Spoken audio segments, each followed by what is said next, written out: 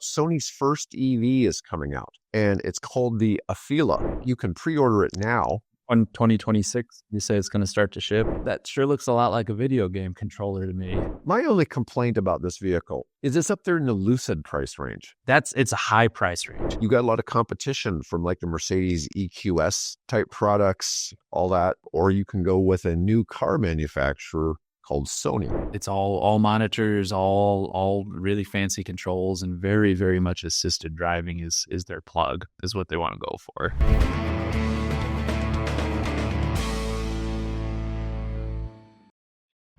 Hi, I'm David with EV World News, and I'm here today with our resident engineer, Mike Herzog. How's it going today, Mike? Glad to be back, David. We had one of your friends from OPPD sent us a article on Sony. Yep. And this is kind of interesting. It's about Sony's first EV is coming out, and it's called the Afeela. And it sounds sort of Italian, but it's spelled a little differently. The Afeela 1. It's going to be available, and you can pre-order it now. On 2026, you say it's going to start to ship? Yeah, mid-2026. That looks pretty good. I can see it on here. Yeah, here's the picture. 40 cameras and sensors for helping it out. Apparently, it's a combination, it looks like, between Sony and Honda. Yep. I like the steering wheel. The first thing I hear when I hear Sony is like, well, are you going to have the PlayStation controller? Is that how you're going to drive it? Because that would introduce it to a world of kids. And yes. That's not too different. That sure looks a lot like a video game controller to me. My only complaint about this vehicle is it's up there in the Lucid price range. It's a high price range. It's a high price. $89,900. I realize it's Sony. And when you look at anything, if you go out and buy a TV, if you buy a Sony, it's 25% more expensive than all the other brands, right? Sony is clearly a premium brand in any product they make. Mm-hmm. But it's just hard to start. When you start talking cars, it's hard to do that. I mean, you got a lot of competition from like the Mercedes EQS type products, all that, or you can go with a new car manufacturer called Sony. I was doing some reading, and I'd say, yeah, thanks for sending that along. If she's listening, and always, I think, yeah, if people are interested in things and passing along, I think that's a good thing. But it sounds like they're really, really focusing on the assisted driving, and it's sensors and camera systems and everything like that, that it's just feels like they're going for the video game feel. I mean, it's all monitors, all really fancy controls, and very, very much assisted driving is their plug, is what they want to go for. Yeah. Even the article that talked a little bit about how it's going up against Lucid and like a Model S Plaid. Never mind a just basic Model S, where we're talking more like 1,000 horsepower version Model S Plaid.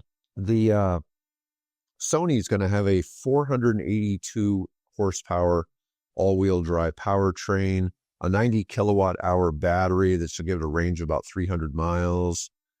It'll also work on the Tesla supercharger network. Still, that's awfully expensive when you could be driving a Model S Plaid, for that price. A proven vehicle out there that's been on the market for a long time. Yeah, is a very luxury vehicle.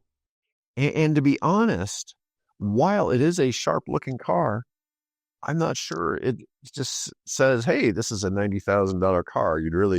It's a lot more, it's subdued more like a Volvo. But you expect Volvo to be expensive and not over-the-top looking, right? I'm just not sure where that plays out, but it's going to enter a crowded field. Lucid hasn't done as well as they thought they would. And a lot of that has to do with the fact that they're in that crowded field where Sony's looking to go. And I would think if I were Sony, I would have been introducing a SUV. I would not have gone with a car. Okay, I would not have gone with a car, because you look at where Lucid's going.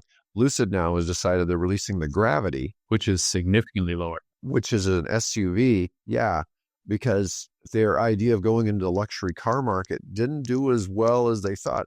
They're clearly luxury cars. They're clearly a nicer car than a Tesla. But once again, they're in that Mercedes EQS. And at their top end, they're competing with like Rolls-Royce. Yeah. What's the super one's like $250K, right? Right. Yeah. And I think you're just entering a odd market. Has limited space, even worldwide. Yeah. I'm curious. It's the Sony brand. I mean, you never know what they're going to do. But I agree with you. It's one of those, if you want to drive sales, if you want to get these out on the road, if you want people to see them. Now, if this was a concept car and, hey, this is our concept, we're going to put it out. But if this is, this is going to be our car, we want to sell it. It's a big price tag. It's a big price tag on it. It's cool. It's cool, but we'll see.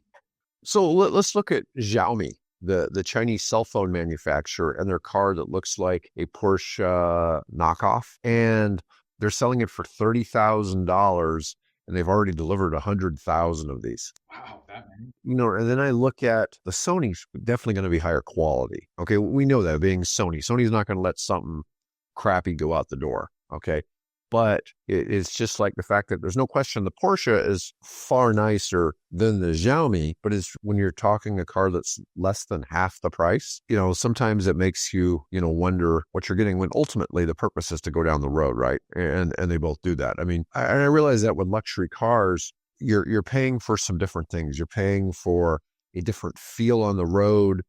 Like your German cars are far more engineered than Japanese cars, so they have more repairs to do in the long run, but they provide a better driving experience while you're actually driving them. Okay, it's just you're paying for that a lot of times in long-term maintenance costs. It's quieter, it's smoother. I mean, it's more responsive. Yeah, there's a difference. Luxury. It's very, very nice.